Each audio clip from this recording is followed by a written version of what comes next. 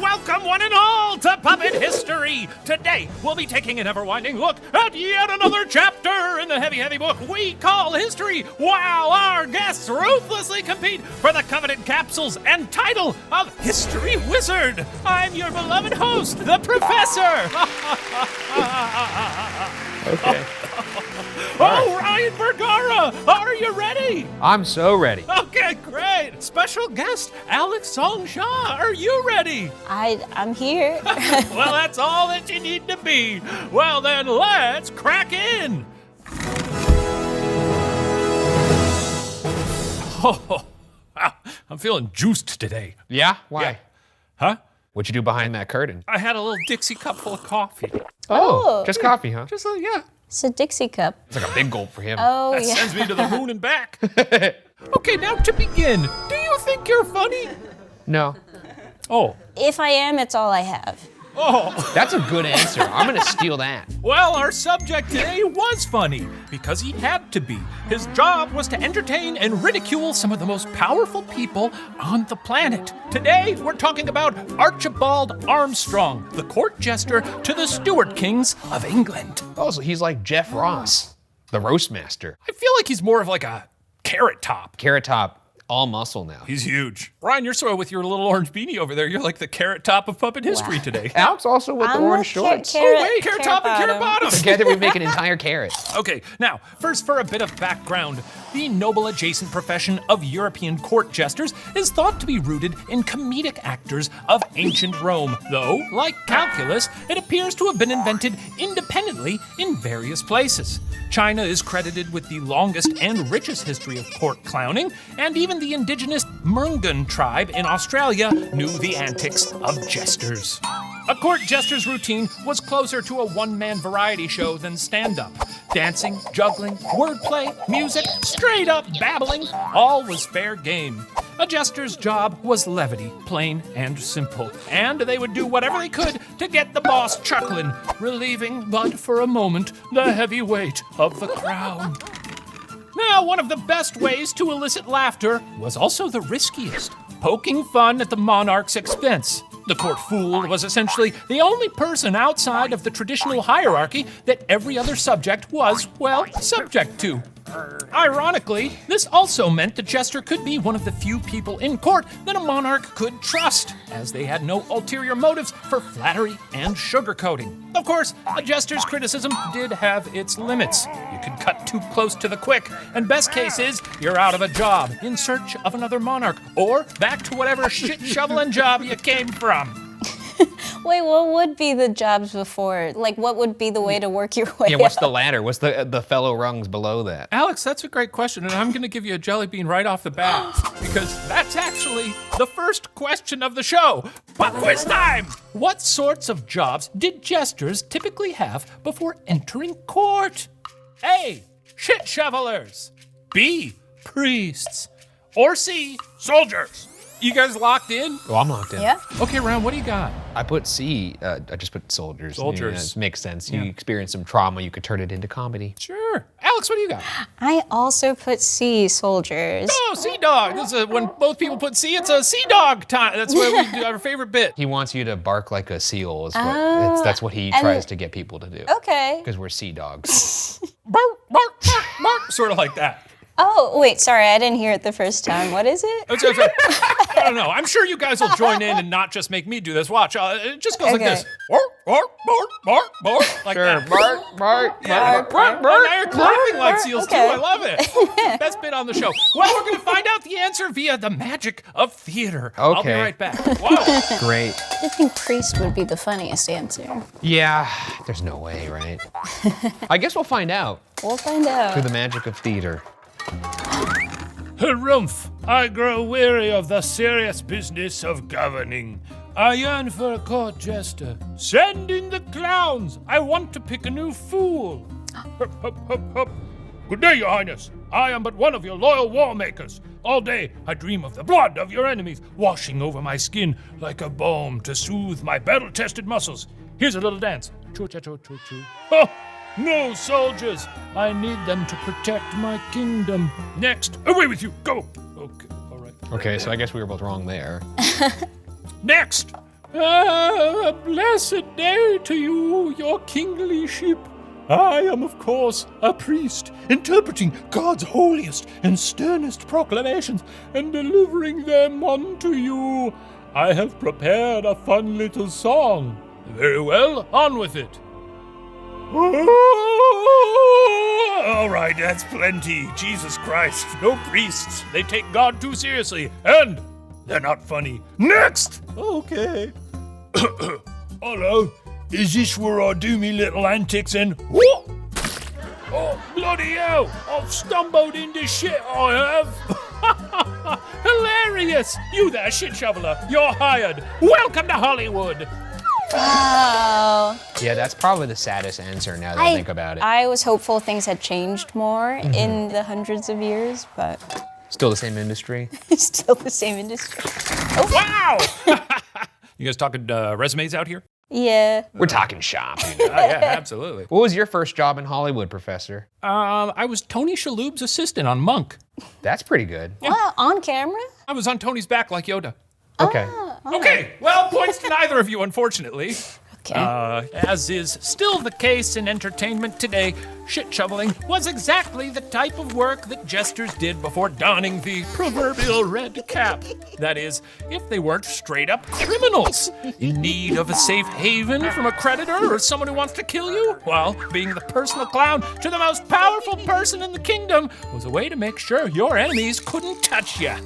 No matter what line of work you were in, court clowns came from the common classes and were usually the only person from those common classes in said court. Want to know how farmers would be affected by a new law up for consideration? Well, none of those noble advisors have any clue, but that guy with the bells on his toes just might. So he was also kind of a sounding board to see how the common folks might react to things. Oh, sneaky. I don't know why I immediately jumped to this, but the king trusts the jester. Would they ever kiss? They might kiss. I bet they kissed. Would they ever kiss? Would they ever kiss? Do you think the king would be like, you know what would be funny? It would be so crazy if we did Well, this. it would be crazy if you gave me a little kiss. What if we smooched a little bit? Just wondering. Do you think you'd be a jester back in the day? I would love to have like one person in charge of me, but I think I also couldn't hack it. Ryan, do you think you could be a jester?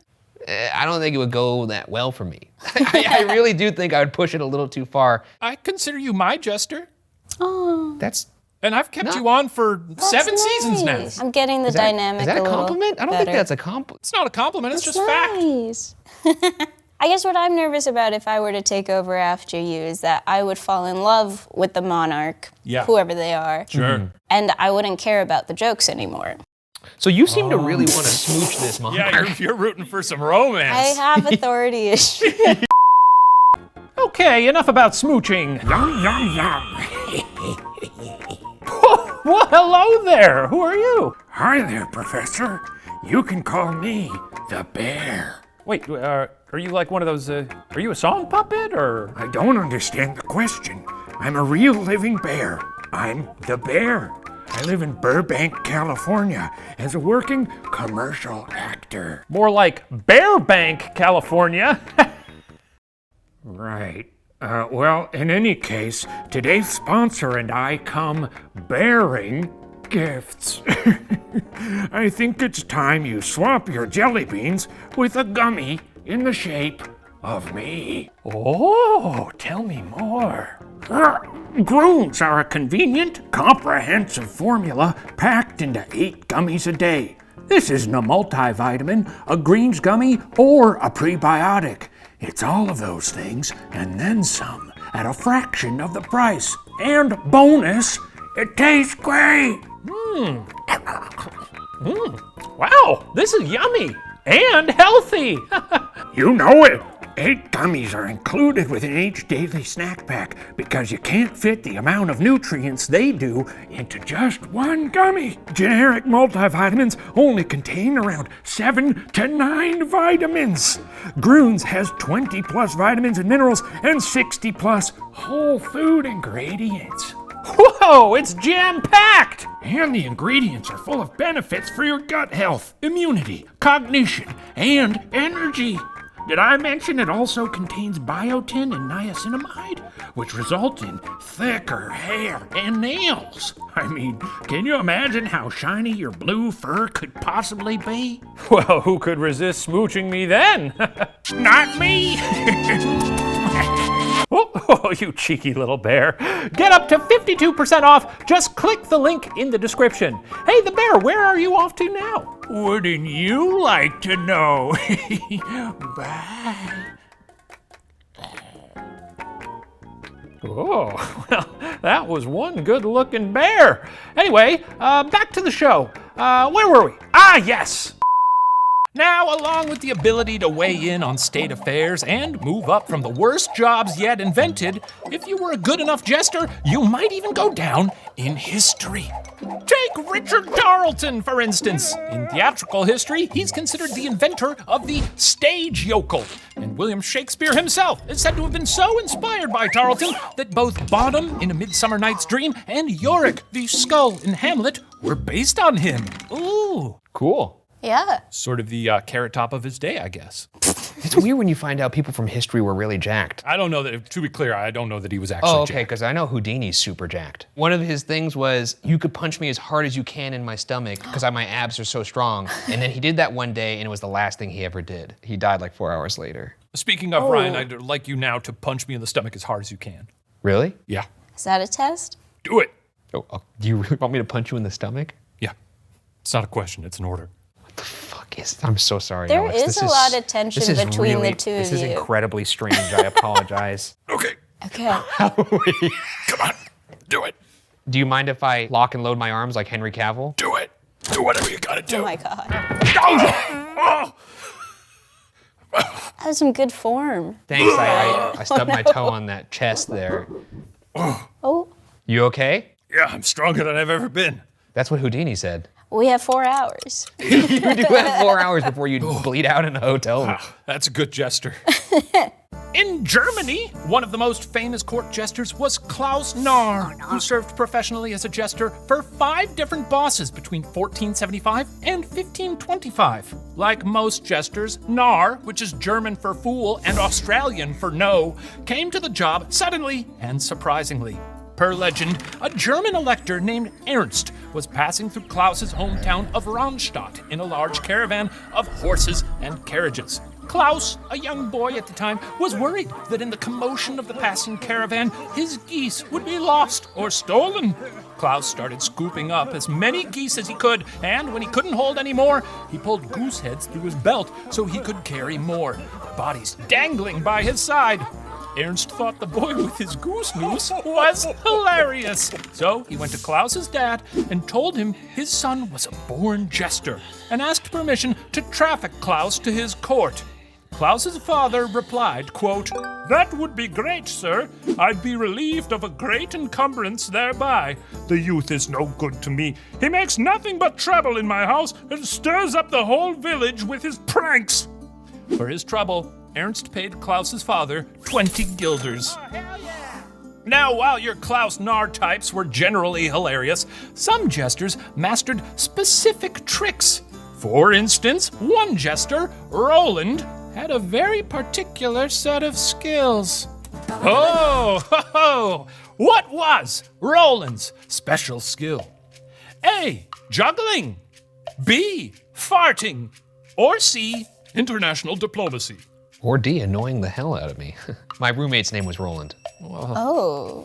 He's still my friend, though. Got an accent. Well, it doesn't sound like it. I love a joke where the setup comes after. Yeah, Brian's good at those. Okay. I'm not confident about this one. I'm gonna put juggle, A. Alex, what'd you put? I put juggling because I thought maybe B, farting, that was just regular back then. That wasn't funny. Sure. Yeah. Well, we're gonna find out via the magic of theater once more. Wow, what an exciting episode. There's so much going on. This is crazy.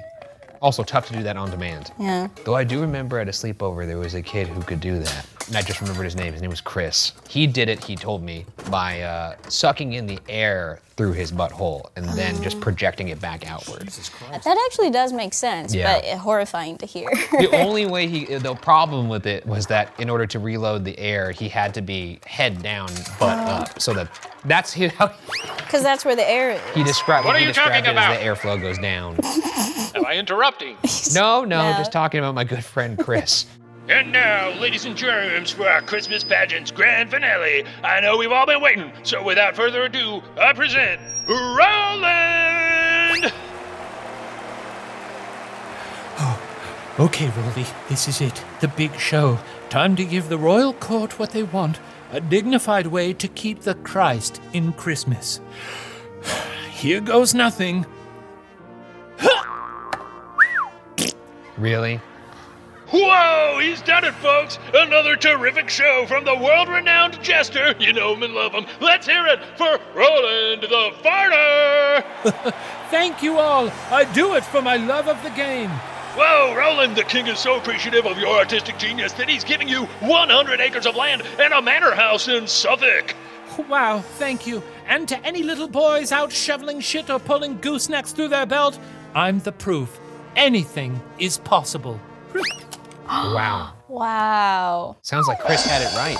I had to stand on my head and load air into my ass to have 100 acres of land. I'd take that deal. I feel like this is how it feels to hear about, like, old school sitcom writers, like, Yeah. made so much money. Grown Ups 3 made $1 billion? What the hell? Yeah. Hi. Hi, dude. Points to neither of you. Yes. Though he went by many names, Roland the Farter was just that. A farter. Yeah, and he was so good at it, it made him a landowner. It kind of makes you wonder. Oh, another question. What would your jester name be? I'm looking for something that highlights a talent that you have that's entertaining. And I'll tell you what, I'll give a jelly bean to the best answer. I got it locked in. You really got to get those spiders out of there, So man. many spiders up here. Ryan, what do you got? I put the Bergigler. The Bergara, because you just giggle a lot? No, because I make people giggle, but I also giggle a lot. That's nice. Because I walk out on stage and I go, I don't like that. what if I make it a little lower? I like it a little better. Alex, what do you got? I put Alex the surprisingly sad and a little smiley. But then a smiley, so it's a little confusing. Yeah, so just so you know not to worry. So what would your routine be exactly? You just sort of walk My out routine, I'd be like, hey, here's a joke, and also, why are we alive? Okay, I'll tell you what. I'm gonna give points to both of you. We'll give 1 jelly bean to Ryan and 2 jelly beans to Alex. Wow. All right. And now, of course, my name would be Professor the Professor, because my talent is professing my love of history. But we're not here to talk about Professor the Professor, Klaus Nahr, Ryan the Bergigler, Alex the Surprisingly Sad, or even Roland the Farter. No, the driver of this clown car is none other than Archibald Armstrong. We're finally getting to him. I totally forgot about him. Yeah. Got so caught up by Roland the Farter. By the way, this was in the sketch, but we didn't really talk about it. His whole thing was that, and he often did it during their Christmas feast, he would jump, whistle, and then fart. Like Mario. Wow, are we playing the same Mario? If the sound effects were different. Instead of the bling. Now, details of Archibald's early life are pretty muddy, but we know he was born in the late 1500s. A professional sheep stealer, fiercely loyal to his likely native Scotland, somehow Archie made it into the court of King James VI of Scotland. Cool to be a professional sheep Yeah, stealer. how does one go from being a novice sheep stealer to a professional? Yeah. Does that just mean that's how you make your living? You don't have a day job? I think it's a numbers game, you know? You steal one sheep, it's just a weird thing you did, but you do it all day long, you're a pro. You clock in and out. Well, early in his goofing career, like all jesters, Archie had to find his lane. He wasn't a dancer, he wasn't a singer. Really, he wasn't even that witty of an observer. Few seemed to think he was the funniest thief to don the fool's cap, but everyone seemed to like him well enough, and what Archie really excelled at was getting dunked on. Now, Archie played the role of the buffoon, and the nobility took turns ridiculing him. The king's son, Prince Charles, not the current king, of course, a different guy, had a special knack for bullying the poor fool. He and his friends would try to catch Archie, roll him up in a blanket, and toss him, quote, like a dog. For his part, it seems this young Archie understood his role and was good-spirited about it, taking a rope-a-dope-like approach and letting his tormentors essentially wear themselves out picking on him. Rope It's so sad. Okay, guys, this is so much fun. I'm getting a little bruised, though. Maybe no more throwing down the stairs. Okay, here we go. One more time. Now, despite the fact that all his friends and family loved tormenting Archie, King James liked the dude. And at the end of the day, his was the only opinion that mattered. As such, it often fell to Archie to deliver bad news to the king, as bad news from a smiling oaf was just a little easier to take than, say, from a sneering vizier. Huh? What tough news did Archie deliver to King James? A. The French had declared war. B. The peasants were in revolt. Or C. His son was more popular than him. Ryan, are you locked in? I'm locked in. Okay, what do you got? I wrote C, and I wrote the most famous case of a kid being more popular than the father, Robert Downey Jr. Damn. Dang. Alex, what'd you put? I put A, the French declared war. Uh-huh. They're always doing that. Yeah. Wow, that's gonna be a point for Ryan. Yeah. Oh. Good for you. Yes, Archie had to tell his boss that actually his son was more popular than the king. Apparently, quote, the knowledge of this bitter truth, as irrefutable as any told to leer by his fool, moved James to tears. Archie joked at it, but the king wept. Oh, Oh. Wow. Feels like that's less urgent news he could keep that to himself. maybe it was like a sort of a pep talk, like, hey, be cooler. Is there a way you can make that into a pep talk? No. Now, it's hard to say whether Archie took pleasure in relaying this news about the guy who rolled him up like a taquito and tossed him about, but it seems this indeed caused a rift between the king and the prince. From then on, James was prone to ill humor with Charles, which unsettled Charles and his posse of assholes. In 1603, King James VI of Scotland got a new job, King James I of England, thereby combining the two thrones for the first time. Archie now had a new court to cater to. It was time to see if his local shtick had that four-quadrant appeal. Nice. In London, Archie's reputation only grew, as did his bag of tricks. He became a master practical joker, specializing in boisterous entertainment. One Sir Anthony Weldon recounted watching Archie riding, quote, on the back of other fools to tilt at another till they fell together by the ears. Now, apart from refining his slapstick routine, Archie also improved his wit and wordplay, often at the expense of those who had previously treated him poorly. Sir Nicholas Lestrange recorded an incident when King James was complaining his hunting horse was too lean. Archie suggested the quickest way to fatten up the steed would be to, quote, make him a bishop. Really sticking it. Get dunked on, bishops! Real knee slapper, Archie. Oh, not funny enough for you? Well, how about this? We've got a collection of modern jests, witty jeers, pleasant taunts, and merry tales that is attributed to Archie, with almost 200, let's call them pieces of content, ranging from full-on stories to not quite one-liners to limericks. Honestly, most are pretty inscrutable 400 years later, but here's one entitled, A Rich Man and a Poor. Quote, one ask this question, what was that the poor man throws away and the rich man puts up in his pocket? Oh, open-ended question here. Come up with a punchline. Are you just trying to get Alex to write jokes for you so you could use them? Maybe. I'm caught in between trying to get it right and like writing something funny. What was that the poor man throws away and the rich man puts up in his pocket? Okay, Ryan, what do you got? I just wrote dignity. I mean, Okay. Oh, whoa. And that's commentary. How very pithy, Ryan. yeah. All right, Alex, what do you got? I put a bunch of cash. The biggest laugh there was for Alex, so we're gonna give a jelly bean to Alex. Yeah. Ryan, yours was very Not good. humorously observed. It felt like it fit the prompt better. The actual end of the joke is, quote, it was answered when the rich man blows his nose in a handkerchief. It's not. Could you imagine telling a joke on stage and the entire audience not only doesn't laugh, but looks up into the ceiling trying to figure out what you're talking about? Like, You know, I don't have to imagine that. Biting social commentary there. But believe it or not, that quality of joke was all it took to become the most famous jester in Europe. Archie made his fame work for him, mastering the ability to profit off of the king's favor and his courtly connections. Eventually, he became so beloved and so well compensated that other jesters wrote him letters speaking of their admiration. Wow. Wow. With Archie's renown growing outside of the kingdom, it makes sense that King James started using his fool for diplomatic purposes. In 1623, that meant going on a secret mission to Spain on what has become known as a historical farce. In the early 17th century, the Protestants and the Catholics of Europe were at war. Actually, there's kind of a funny origin story to that called the Defenestration of Prague, which I someday would like to do an episode on.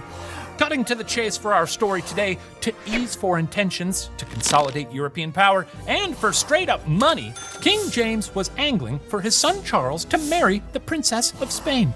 Charles, accompanied by the Duke of Buckingham, went to Spain to meet the princess. Things seem to be going, fine. You know, not love at first sight, but no one's got the ick yet. Charles and the Duke of Buckingham settled down for a long negotiation, and a group of servants and attendants headed to Spain to join their prince. Now, King James, meanwhile, didn't trust his son had the riz to seal the deal with the princess. Archie himself made a bold joke about this plan to the king, telling him, quote, "I must change caps with your majesty." Now, that's a good one, right? This guy's hilarious. That one's actually funny, right? Is it? Wait, He's like, maybe you should be wearing the clown hat. Archie said this to like the King of Spain? The fucking king of That's England. great. Oh, of England. Yeah. Oh, I see. Okay. Oh, he's got another one lined up. Now, when the king suggested the prince might pull it off and return to England safe, Archie replied, he said, quote, "In that case, I will take my cap from my head and send it to the King of Spain." You get, because then that's more just another hat joke, you know? Yeah, it's a riot over there. This guy's like Andy a lot of Kaufman. hat jokes. Yeah, I Yeah. mean, I'd love to see one of his shows. It'd be so Everyone's- painful. Do you think actually like maybe he was really funny, but we're just hearing it the way the professor is saying? Wait, no, what? Yeah, it's possible. Sorry, as soon as I started saying it, I was like, that's Are you really jesting me? mean. Are you jesting me right now? Sorry. You're jesting me? That's a jelly bean for Alex. What? I'm rewarded for that? Well, yeah, because you told me an unfortunate truth, which is that I'm the one butchering these No, jokes. sorry. Well, if someone were to do Andy Kaufman, I guess Game it would be recognized pretty game. brutal. Well, Archie's point was well taken, and against Charles' wishes, King James sent our boy Archie along with the other servants, both to schmooze the Spanish court with his famed levity and to serve as a spy for King James, as he didn't trust his fail son to be giving him the real, you know what I mean? Now this was risky, because King James was literally sending the one guy with no respect for decorum to entertain a group of royals that, didn't speak English. Adding to this, King Philip of Spain reportedly refused to provide Archie with a translator. Yikes! Oh, look at that! Hey, how'd it go in Spain? A, great! The Spanish king loved Archie. B, terrible! The Spanish king hanged Archie. Oh. Or C, even worse, the Spanish king hanged Archie and declared war on England. Okay. Okay, we're locked in, Brian. What do you got? How about A, Archie rules? I just feel like he can't die. We're too early in He the can't story. die. Alex, what do you got? I put A, it went great. And they kissed. The Spanish king and Archie. Wow, that's gonna be jelly beans for both of you! Nice. Nice. Wow. Yes, despite the language barrier, King Philip of Spain loved Archie. Archie considered himself even better than Philip's own Spanish-speaking fool, and Philip gave Archie gifts, including a pension and fancy clothing. Ooh. A pension? That's Yeah. crazy. You do one good set, you got a pension? You get free money for life. That's got to be a tough day at the office for that Spanish jester. Yeah. This guy comes in and doesn't even speak the language, outdoes him. I'd kill him. For his part, Archie loved Philip back, naming his son Philip after the Spanish king years later. Aww. Well, despite his best efforts, Archie couldn't save Charles' doomed courtship. When it was clear the engagement was falling apart, Archie and the Duke of Buckingham traded accusations for who was to blame. The Duke tried to silence Archie, who, after all, technically shouldn't have been mouthing off to a Duke, by threatening to have him hanged. Archie replied, oh, this is good, quote, no one has ever heard of a fool being hanged for talking, but many dukes in England have been beheaded for their insolence. Oh, damn. Dang. Bar. You can't kill me. I'm gonna kill you. Well, when Charles returned to England, still a bachelor, it seems everyone involved found their reputation had suffered from the farce, except for Archie. Yeah. News of his diplomacy/foolery in Spain actually increased his reputation. Yes, sir, in the early 1600s, it really seemed like no one could touch Archie. That is, until 1625. What happened in 1625? A. The Anglican Church banned tomfoolery. B. Prince Charles became King Charles. Or C. Archie was accused of being a Spanish double agent. I put A, in the words of the great Tommy Lee Jones, cannot sanction your buffoonery. Ooh. That's great. Alex, what you got? I put B, King Charles happened. Yeah. With a little frowny face, yeah. Just little want to see a frowny. royal decree with the words tomfoolery. That would be funny. Well, that's going to be a point for Alex. Dang it. Yeah. Yes, unfortunately for Archie, in 1625, King James died, passing the crown to that brat who couldn't seal the deal with the Spanish princess and who used to roll Archie up in rugs and throw him around like a dog. Oh, with the posse of assholes. That's correct. There's a movie. There is a movie right there, There's honestly. the movie. They got to make that movie. I watched that. Well, new kings meant new courts, and new courts meant new faces. One face that had an increasing amount of sway with the new monarch was Archbishop of Canterbury, William Laud. Now, Laud was buddy-buddy with the Duke of Buckingham, the guy who messed things up in Spain and hated Archie even more than Charles. The Archbishop, for his part, was a power-hungry little grubber, using his religious role to attack political figures he didn't agree with. Archie would publicly ridicule the Archbishop, for instance, by getting drunk and calling Laud, quote, a monk, a rogue, and a traitor. Don't you ever call me a monk. Or I would never call you rogue. a monk. You just called me your jester about 10 minutes ago, and I'm still recovering from it. That's just how I think of you. Is Monk a good thing because you worked for Mr. Monk? Tony was great. Tony, I have no complaints about Tony that I need to put on public record. Another time, while offering grace before dinner, Archie prayed, quote, great praise be to God and little laud to the devil. Oh, what a burn. I think that's just a size joke because William Laud was a small fella. Just one time I want you to tell one of these Archie jokes where you don't have to immediately explain what It's the tough. fuck you're talking about. It's very tricky. Could you imagine a set of all these back to back? Yeah. Just holding up a microphone in front of a brick wall being like, now, let me explain. That's crazy, man. Now, Archie had been known to push the bounds of acceptability, but in 1638, he finally took it a step too far with the Archbishop. Laud was trying to impose English ways of worship all the way up in Scotland. While James would have never let this happen, being originally a Scottish king after all, Charles had basically grown up in London and didn't feel any particular allegiance to his father's fatherland. Archie, however, was Scottish and proud of it, and he dialed up his attacks on Laud. Quote, one day, when passing the Archbishop, Archie remarked, quote, whose fool now? Doth not your grace hear the news from sniveling about the liturgy? With other words of reflection. Is that the end? Yeah. I don't think you're selling them right. Sorry to keep blaming you for this, Professor. Well, I'll try it one more time, okay? I'll really. You know what it is? I didn't know he was Scottish this entire time. Say it like Alan Cumming on Traitors. Say it like Shrek. Shrek! Yeah. Where's feel now? Doth not your grace hear the news from sniveling about the liturgy? With other words of reflection, the end.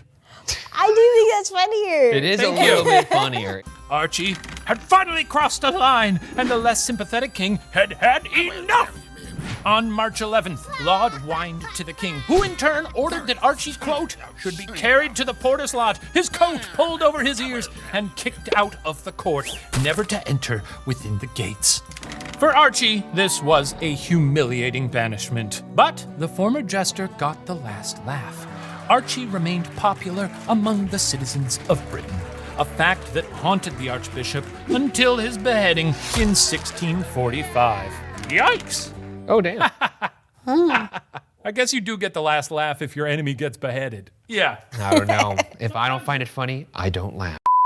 So, who was Archie replaced by? A. Muckle John. B. William the Buttonless. Or C. Horrible Frank. You like these, Ryan? I do, actually. I'm just going with the one I want to see the most, so. I'm gonna guess that's... See Horrible Frank. It does sound good. Sounds so funny. Yeah. I want to see Horrible Frank so bad. I put Muckle John. Are we allowed to say this? What does that mean? I don't know. Can we get a definition of muckle?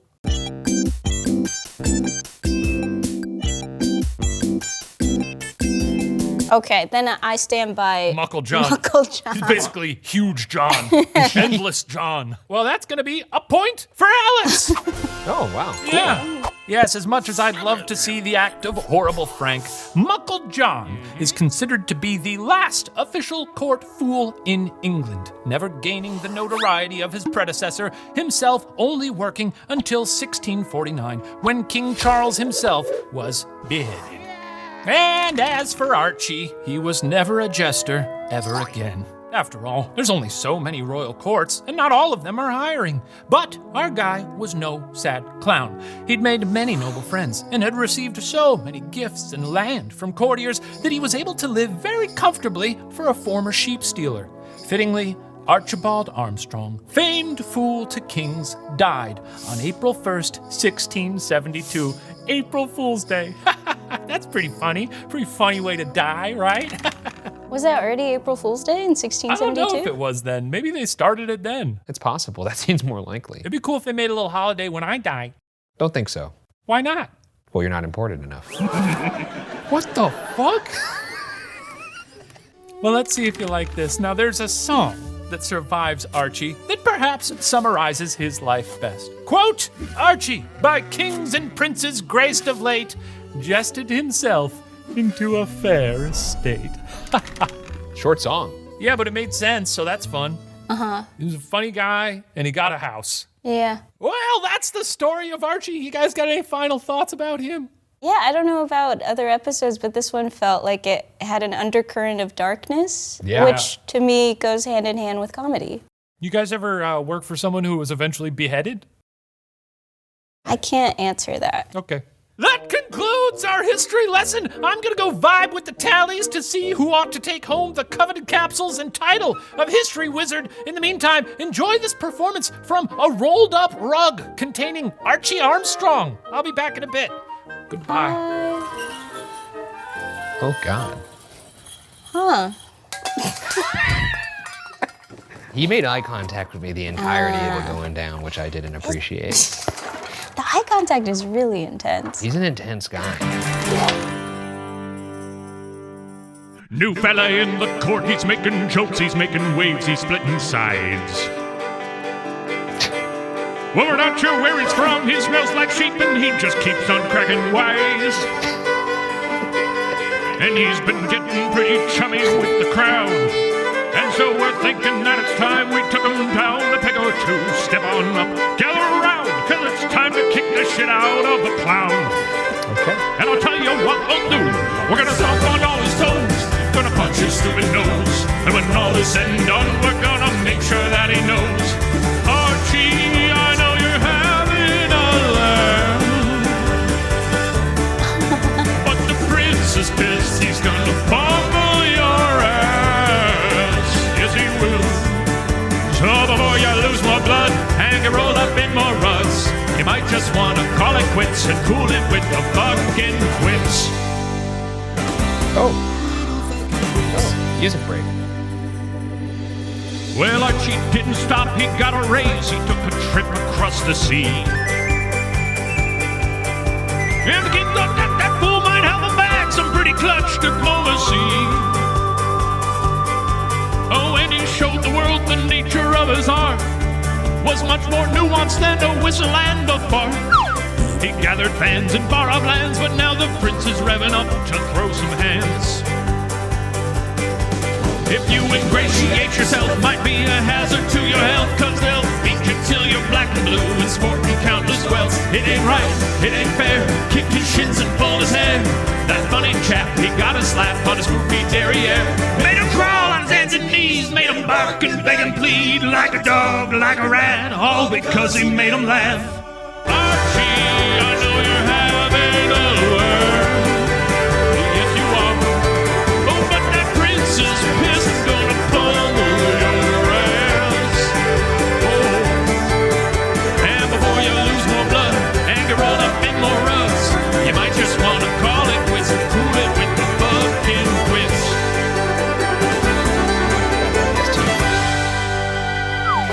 Yeah, the teeth are really The teeth were nervous. something. I did like the little tongue though. Oh God. Really makes you think about rug munching. Oh, I'm certainly thinking about it now.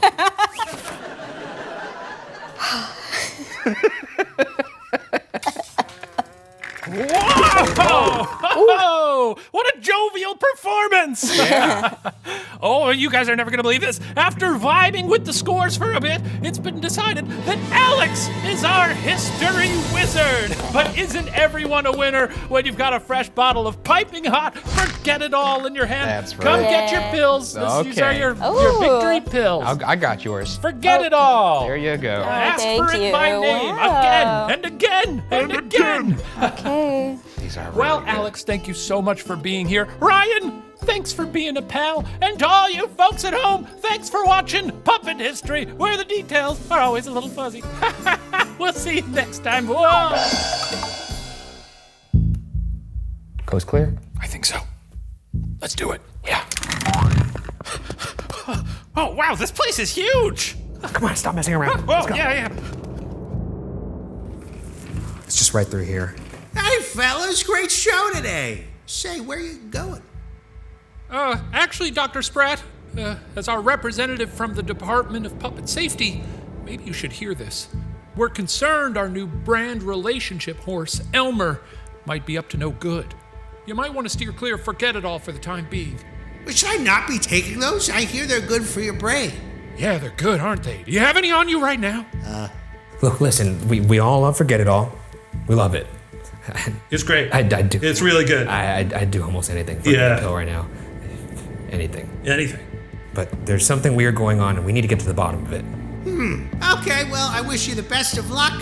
I'll tell you what, I'll keep my eyes peeled for Elmer, and if I see anything, I'll let you know. Oh, thanks, man. What a guy. Pill does sound. Really friendly. Yeah, Forget It All sounds tasty right now. Hey, come on. Huh? Take that out of your mouth. Take that out of your mouth. Nope. Okay, just keep quiet. Oh, yeah, it's a little tall, sorry. Hold on. I got you. I got you. Why are you so wet?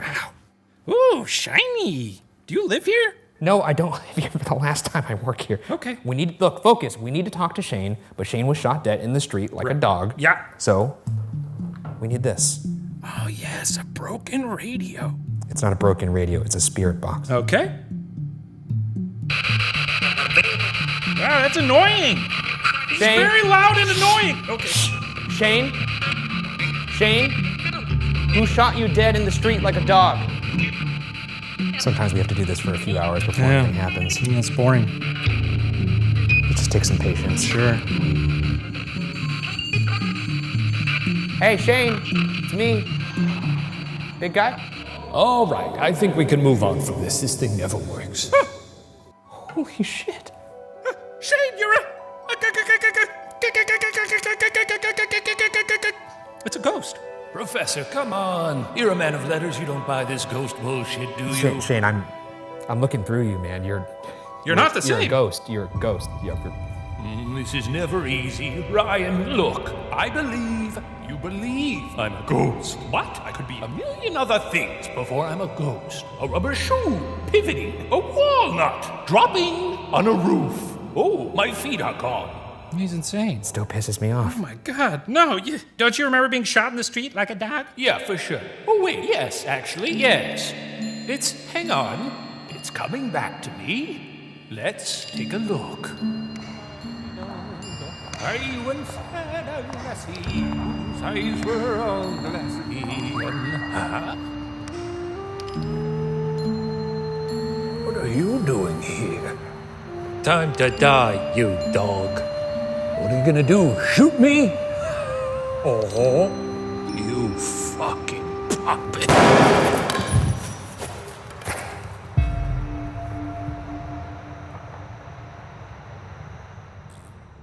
So yeah, I got shot by that horse, and then, I don't know, what do you want? Here I am. Like I said, dude, you're a ghost. Yeah, I'm gonna go with ghosts aren't real, because I haven't seen one with my own eyes, but I promise you, if I ever do, I will admit that you're onto something here. It is just occurring to me, it was kind of odd I bumped into Abraham Lincoln in line at Lazy Acres the other day. Oh, how'd he look? Oh, he looked great. He had a big bleeding hole in his head and my brains. But other than that, he looked good. Now that I think of it, I've been bumping into a lot of famous people lately. It's Tinseltown, you know. Kate Warren, bumped into Adolf Sax, inventor of the saxophone, bumped into the Pickle Boys. So yeah, it's been an exciting week for me. My man, those are all dead people we've covered on the show. Okay, well, who are you covering this season? Oh, who do we got? Franz Liszt, Pythagoras, Shishar Al-Dur. Oh, Pythagoras, the math guy. I know math, love math. Haven't seen him, so I must be just a totally alive guy who happened to get shot to death by a horse. Enough! You were shot dead in the street like a mangy mud of a dog by Elmer Walter Williams, and he's gonna do it again unless we stop him. but how? Wait a minute. Ryan, you know, if our dearly departed Stanley Melvin were here, he would remind us that there's one surefire way to kill a horse. We drown it in molasses. We drown it in molasses. You drown it in molasses. Looks like we're gonna need a big old vat of hot, brown goo.